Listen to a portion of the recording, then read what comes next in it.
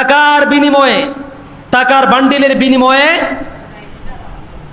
আসামি নিরপরাধী হয়, অপরাধী নিরপরাধী হয়, আর নিরপরাধী অপরাধী হয় কিনা বলেন? ভালো ভালো এলাকার ভালো ভালো মানুষ, মাদ্রাসার সুপার, মসজিদের ইমাম, এলাকার সম্মানিত ব্যক্তিত্ব, স্কুলের স্যার, অপরাধ শুধুমাত্র একটা, সেটা হচ্ছে তার উদ্দেশ্য হচ্ছে আল্লাহর এই জমিনে লা ইলাহা ইল্লাল্লাহু মুহাম্মাদুর রাসূলুল্লাহ, আল্লাহর এই জমিনে ইসলামী সমাজ বিনির্মাণ, এটা হচ্ছে তার স্বপ্ন। এই স্বপ্ন দেখার অপরাধেই এই সমস্ত ভালো ভালো মানুষদের নামে থানাতে ডজনে ডজনে মামলা আছে না নেই?